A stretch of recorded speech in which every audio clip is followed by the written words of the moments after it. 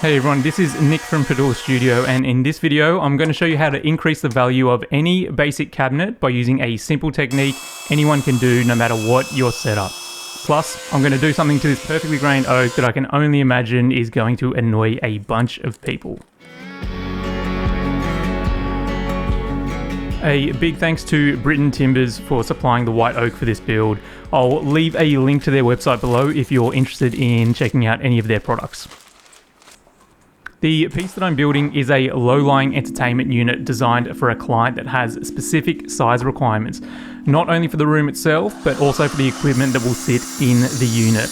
Now, due to these specifications, the design almost created itself, as the outside sections needed to be tall enough to house the client's record collection, while the center of the cabinet had to be low enough to house the client's speakers, as he wanted them to sit just below his wall-mounted TV. In the grand scheme of things, that all seems simple enough. After all, this is my job. I design and build pieces to suit my client's specifications, but he then threw me this curveball. Now, this raises the issue of form versus function.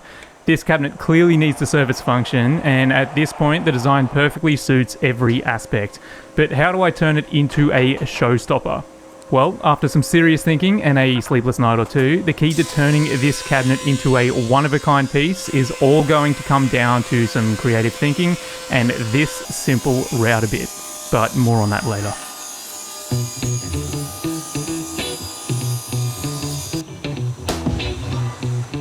So I'm going to try something a little different in this YouTube video and narrate the entire build to give you an insight into my design and build process. And I'd love to know what you think of this style of video in the comments below. Now, I usually post my voiceover videos over on Patreon, but after a vote, my amazing patrons said they'd love to see an extended rough cut version of this build. 30 minutes of detailed footage, no voiceover, no music, just shop sounds, plus the ability to have all their specific questions answered in the video comments. So feel free to check it out if you like.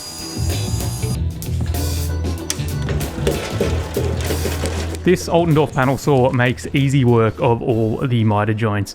Perfect miters are imperative in this piece, as every corner of the cabinet, 6 in total, has a 45-degree angle, and if any of them are slightly off, then that's going to have a knock-on effect, making assembly way more difficult than it needs to be. Now, I want you to pay close attention to what I'm doing here. This reference mark is going to be very helpful later on, as this whole process goes to show that thinking multiple steps ahead allow you to achieve perfect professional results. The panel I'm cutting into here is one of the center uprights. You'll notice from this drawing that the center upright goes from a mitered edge at the very top all the way down to the bottom of the cabinet. The only problem is the center doors need to sit in front of the upright, meaning I need to make a cutout in the upright, which will cause an issue when it comes to creating the miter joint for the fixed shelf. Don't worry, I'm also confused, but this will all make sense shortly.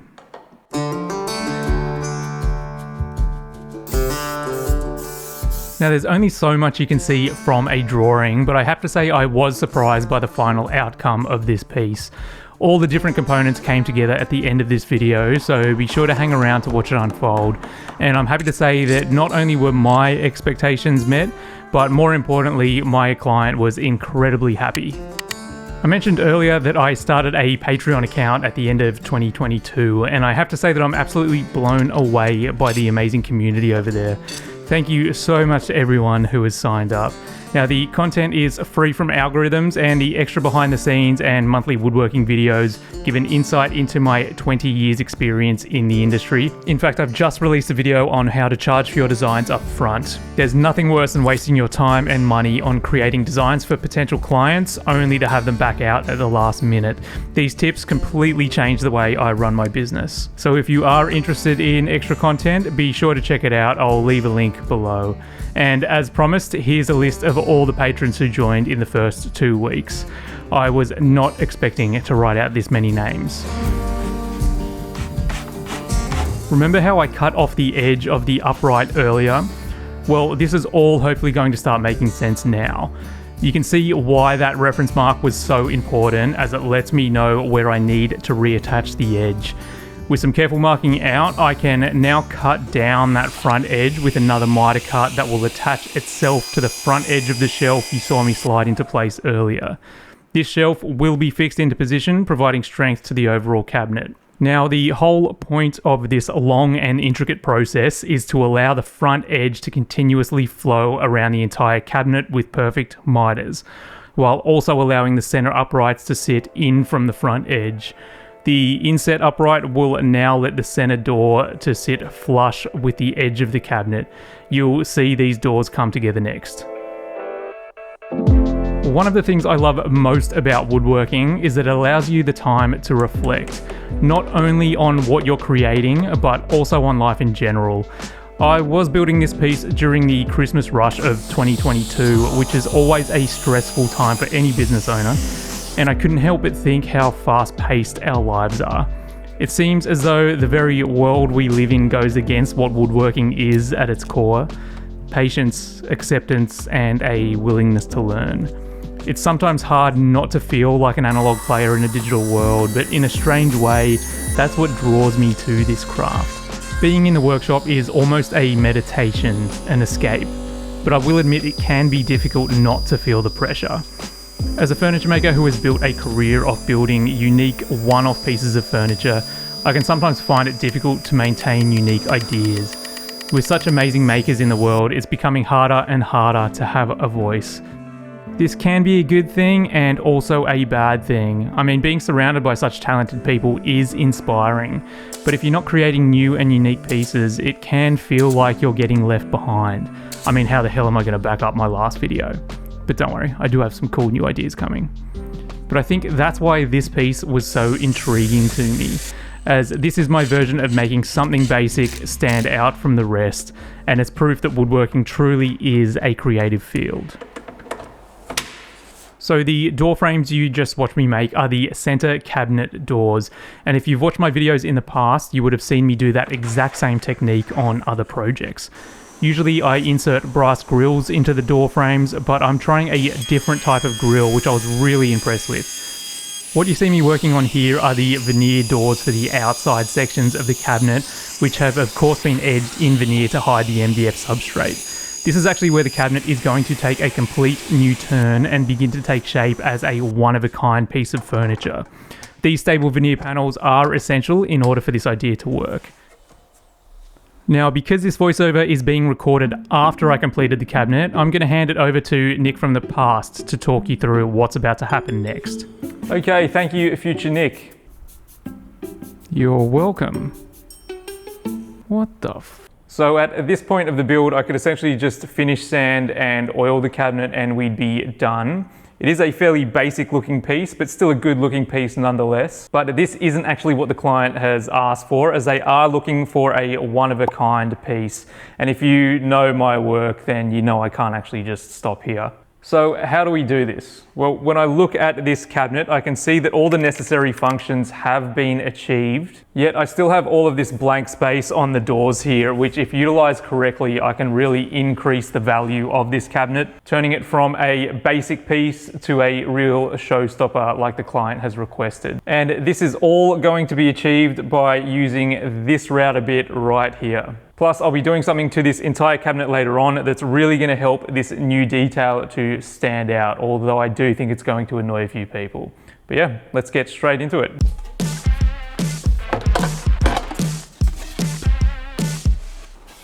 The router bit that I'm using is a 1/4" spiral straight cutter with a down cut.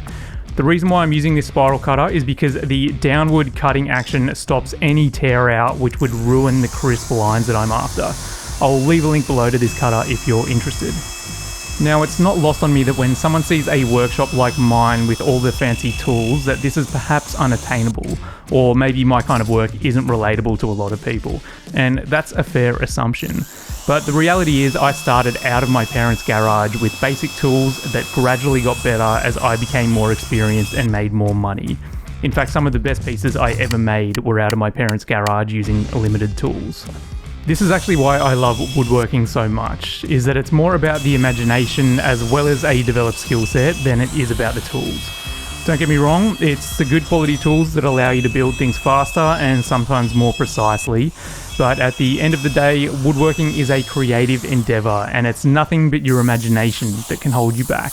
And I feel like this piece is a perfect example of how a bit of creative thinking and a simple tool can help turn a somewhat standard project into a high-end, one-of-a-kind piece of furniture. So it's at this point where things are really going to change. I did mention earlier that this is going to annoy some people, and that's fair. Personally, I am not a fan of staining wood unless it's a black stain. Now, that might sound crazy, but the black stain on oak almost accentuates the grain. Plus, this is only going to make the routed details on the door stand out even more. By the way, those routed grooves aren't going to stay like that for long. I'm using Fiddes Lightfast Water-Based Stain in Ebony. Now, anyone who has used a water-based stain would know that the water will raise the grain. So before applying the stain, I have pre-raised the grain by simply lightly wetting the entire cabinet, letting it dry, and then sanding it back until it's smooth again. This isn't my preferred method as it does add an extra step, but to me it's worth it as the Fiddes Ebony colour is some of the best I've ever seen. I then top coat it with Fiddes Satin Hard Wax Oil. The satin sheen is important when it comes to the black stain, as I want some level of reflection, as this will help the grain to really pop. I'll leave a link below to the Fiddes website.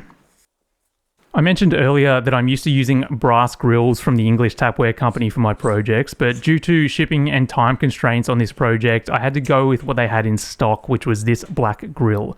Now, to be honest, I was a little nervous about using it as I thought all the black might be overkill, but it turned out to be a perfect addition alongside the black stain. It's funny that sometimes you're forced to make decisions for things out of your control.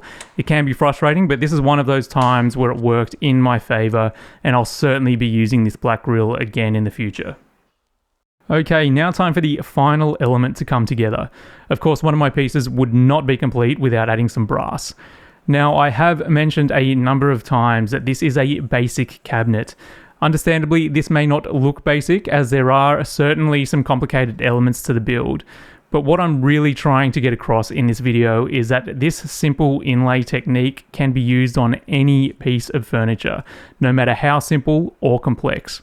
In all honesty, it can even be used on an existing piece of furniture, or dare I say, a cheap piece from IKEA.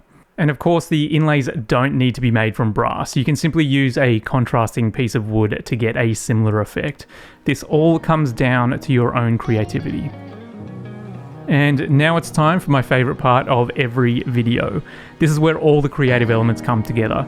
The completed build, the filming, the editing, and the music. And I'm happy to say this is another successful client build. An elegant cabinet that I'm sure will be the start of many future conversations.